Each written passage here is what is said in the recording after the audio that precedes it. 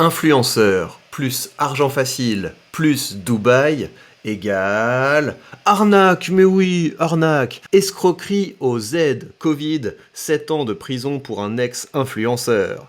Le jeune homme dont l'alias était PA7 a été reconnu coupable notamment d'escroquerie et de blanchiment en bande organisée. L'ex-influenceur de 24 ans a été condamné à Paris à 7 ans d'emprisonnement et 80 000 euros d'amende pour avoir organisé via les réseaux sociaux une fraude aux aides destinées aux entreprises touchées par la pandémie de Covid-19.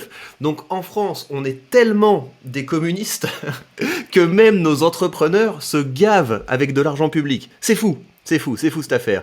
Le jeune homme dont l'alias en ligne était PA7, blablabla, le tribunal a voulu faire un exemple à regretter son avocat, également frappé de 5 ans d'interdiction de sortie du territoire, donc les gens ont peur qu'il se sauve quoi. Paul Anthony, de son vrai nom, avait reconnu avoir organisé à partir de 2020 une fraude au fonds de solidarité en remplissant des formulaires falsifiés au nom d'entrepreneurs ou d'indépendants recrutés par l'intermédiaire de flyers ou de vidéos Snapchat. Mais vous voyez le truc, vous faites confiance à un mec qui vous contacte sur Snapchat ou avec un flyer pour s'occuper de récolter des aides de l'État pour vous. Alors je suis allé regarder un petit peu le genre de message par quoi ça passait. Regardez. Alors bonjour et bienvenue. Tu es auto-entrepreneur ou tu as une société type blabla, SASU, Arles.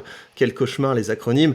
Tu as le droit de bénéficier à une aide et pas un prêt à rembourser. Près de 10 000 euros, tu peux gagner près de 10 000 euros. On a juste besoin que tu nous envoies ça. Tu nous envoies tes accès impôts Gouv particuliers, tu nous envoies ton numéro de SIRET, tu nous envoies un RIB.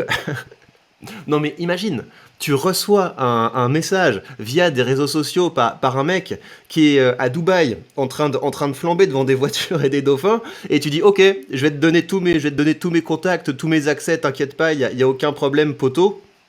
C'est fou.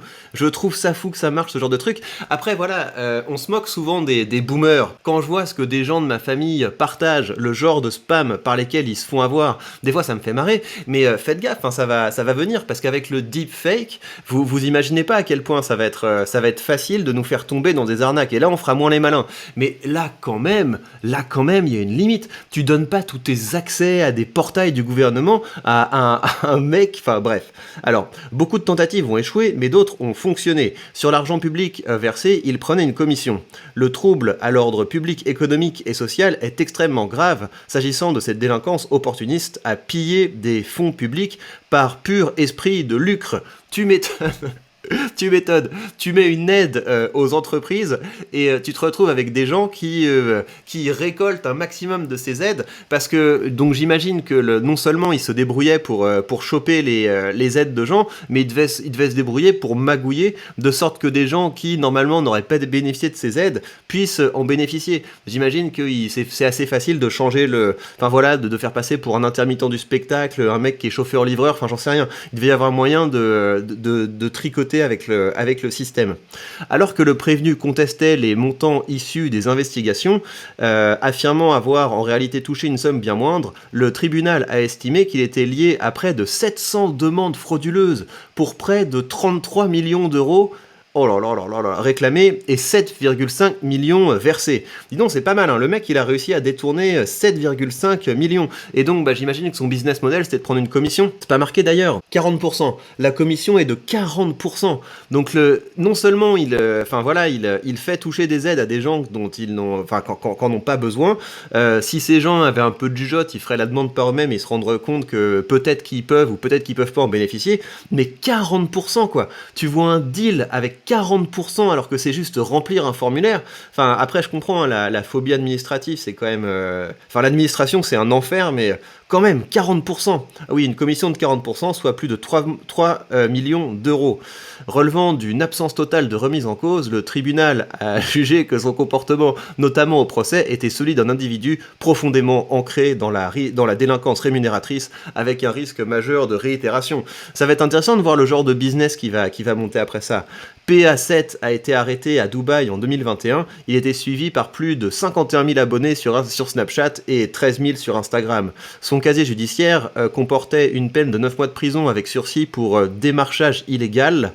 Donc ouais, il a fait du démarchage. C'est les gens qui vous spamment là, par téléphone, par WhatsApp, un enfer également. Ah oui, d'ailleurs, apparemment, il y a d'autres arnaques comme ça, les arnaques au compte de formation. Vous savez, en France, ils adorent l'administration, donc je crois que les gens ont un compte de formation, et il y a des gens qui les amènent à absolument dépenser leur compte de formation en achetant des trucs qui sont pas vraiment des trucs de formation. Bref, enfin, de toute façon, l'argent public, c'est un cauchemar. C'est quelque chose qui est assez inefficace dans beaucoup, beaucoup, beaucoup de domaines. À part peut-être le nucléaire, voilà. On a besoin d'argent public pour construire plein de centrales nucléaires, pour qu'on arrête de se faire, d'être le jouet du monde. Mais sinon, voilà, qu'est-ce que t'as besoin d'arroser d'argent public comme ça? Il y a tellement d'argent public qu'il y a des gens comme ça qui peuvent faire des business pour détourner de l'argent public. Enfin, bref.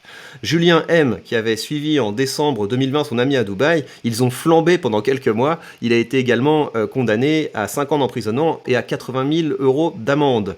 Blablabla, avec la même inéligibilité et interdiction de gérer. Le tribunal a jugé que ce jeune homme sans casier, qui comparaissait aussi dans le box, était le bras droit de PA7, blablabla. La peine me paraît extrême, dit son avocat.